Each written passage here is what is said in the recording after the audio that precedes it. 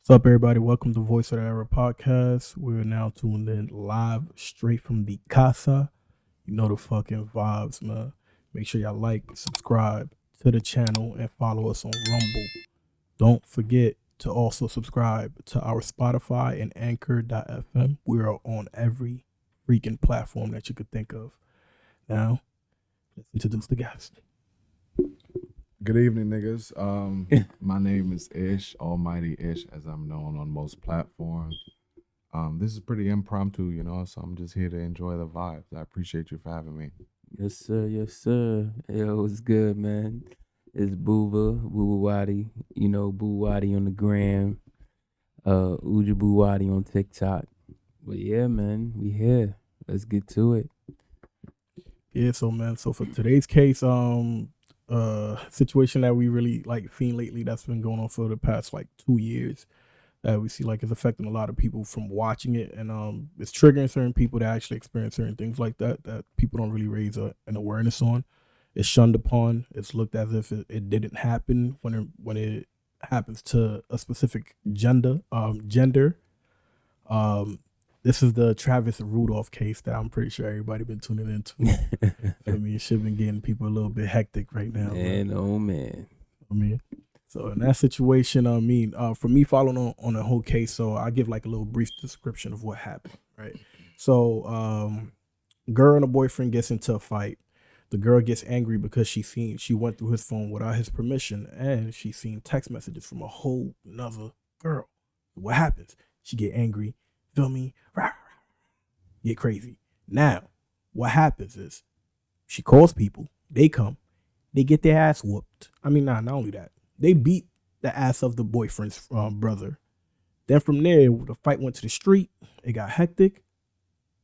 Shots were fired. The people who came to that crib, which is the girl's brothers, one of them got hit. He didn't make it. The rest of them did get hit, but they managed to get away. Now, Travis Rudolph was put on trial basically to fight for his life to see whether what he did was actually self-defense or if he actually went ahead and committed murder and just killed somebody because he continued to run and shoot at them until he felt like he was safe. So the trial just finished about yesterday or the day before yesterday. We just tuned into that. So we seen how that situation went. It's surprising that to all of us, we want him to win and he actually won. It's surprising, but we really deep down, we thought that he wasn't going to beat that because that's a whole trial against a woman's word before anything. Yep, that's a fact. What's y'all take on that one? Look, coming from a nigga who done beat charges in the same light, we could talk about that more on Patreon because niggas gotta pay for my stuff. You gotta pay for that shit.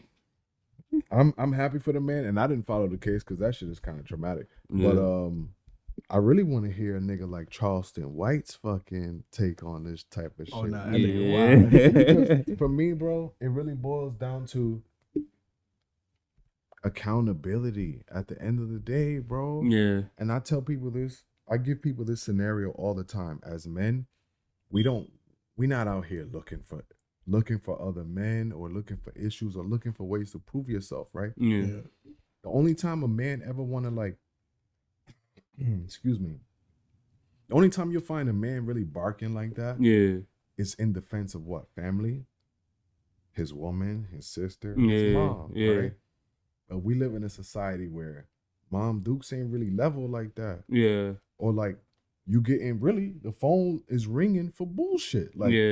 She know yo, my brothers will come do anything for me. Yeah. So now that phone is ringing over I seen a viral video of this lady saying yo, a nigga you have a disagreement with a nigga on the block and now you calling all your siblings. Yeah. And now the nigga dead. Yeah. In this case, it didn't happen like that. It happened the opposite way.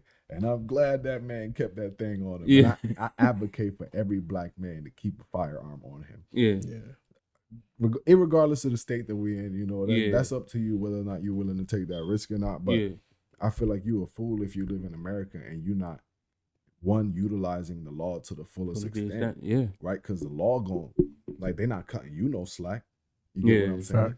They're not putting you in a situation where it's oh well, he didn't know. You see that shit in the bus and the train, ignorance of the law is no excuse. Yeah, that works both ways in my mind. Mm-hmm. We have to use the law to its fullest extent.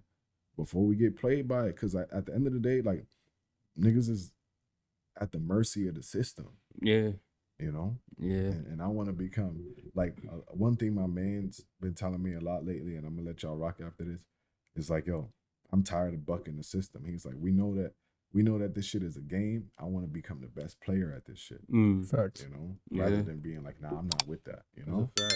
That's a fact. See, the situation with that is like, I bet, like, you see, like, we personally know about a bunch of cases where shit like this happened. The only difference is somebody didn't get killed. But we hear about these false allegations that happen a lot of the times, yo. And we know it's capped, like with a lot of the situations that we hear about, but it's really never any proof. Now, she went, like, the whole point of the trial was basically to say that, like, for him to prove that he wasn't in the wrong and shooting somebody, but at the same time, it was trying to villainize him and ask him certain questions about what led to it.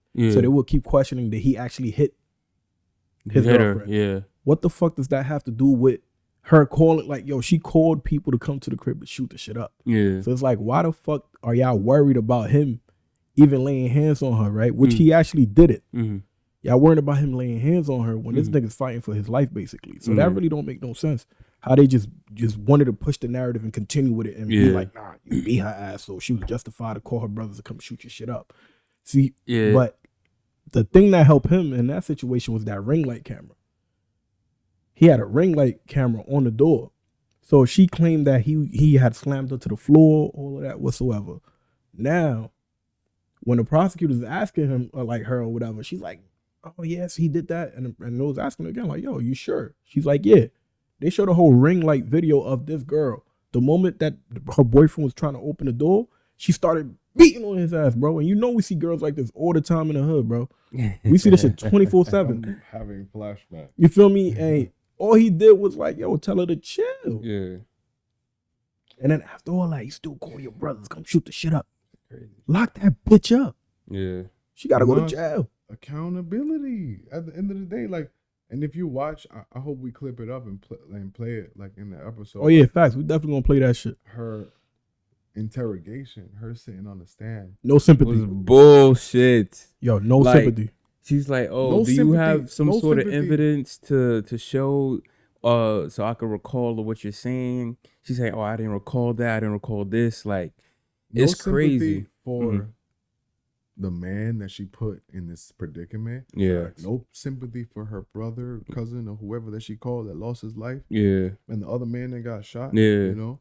Like, I'm against all this black on black violence at the end of the day, but I 100% stand for a man protecting himself at the end of the day. You Like, trespassing on his property. Like, what is a man at the end of the day, right? Like, I've watched niggas brag about getting their ass beat by their girl.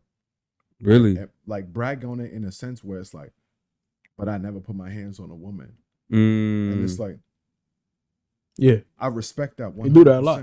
I respect it. Nah, niggas do that but a at lot. the same time, I can't respect you not respecting yourself, you know? Yeah. Like, you'll stand here and get wild on, like, my nigga, like, do you hold any value for your face or like your son or whoever's watching this situation and say like, it's okay for a woman to put her hands on you? Yeah. You know, that's crazy. I think we gonna touch on that next, you feel me? Cause like I do wanna get y'all mindset on that.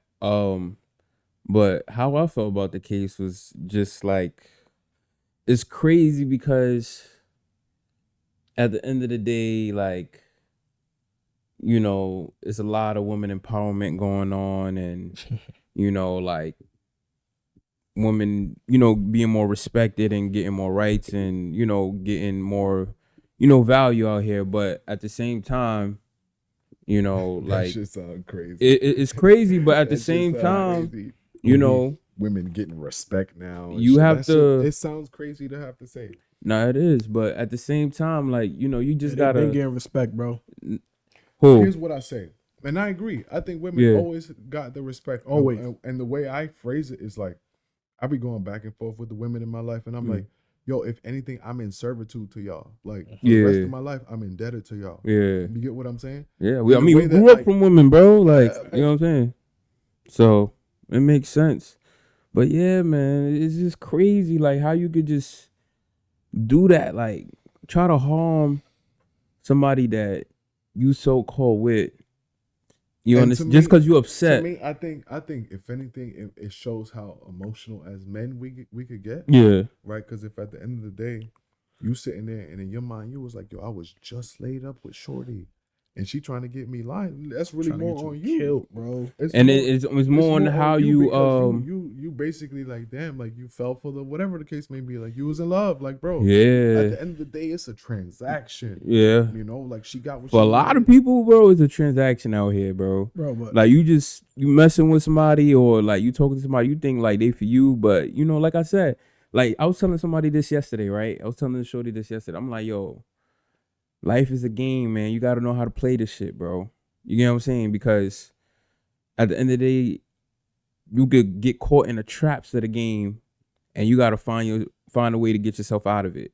You feel me? You got to be very strategic. Really, like, if I tell a nigga some shit like life is a game, I feel like that's all the shit we grew up on, right? Yeah. Niggas tell you shit like life is a game, you know, like don't go where the grass is green. All these like colloquial ass fucking sayings, which like you kind of get it, but you don't really know what the fuck it means. Yeah. And so like I really like, I'm trying to be better about like not telling my son these fucking like quotes of like mysticism and like a bunch of fallacies, bro. Bunch of bullshit. Yeah. What's the word? Bullshit. Metaphors. Metaphors. I feel like we grew up on fucking metaphors and like we need like tangible action items. Like, yo, I'm like, when it comes to me like writing books and doing podcasts and shit like that, I always say it's for my son to be able to watch this shit and get like tangible game. Because like if you have conversations with your pops growing up and a nigga tell you some shit like life is a game all the time, figure this shit out, you know, play your cards right, you know, when life is a gamble, get the fuck out of here. I need, come on, I don't know what to do with that. Yeah. You know?